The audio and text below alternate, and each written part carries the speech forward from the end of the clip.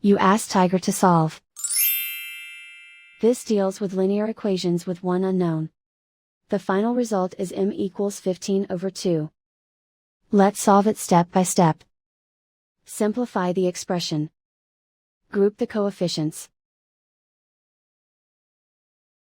Find the lowest common denominator. Multiply the denominators. Multiply the numerators. Combine the fractions.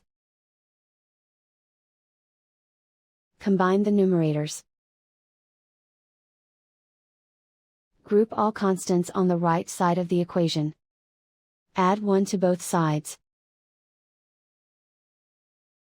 Simplify the arithmetic.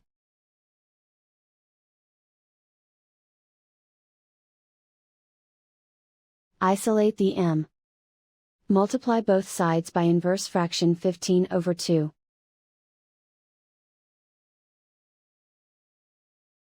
Group like terms.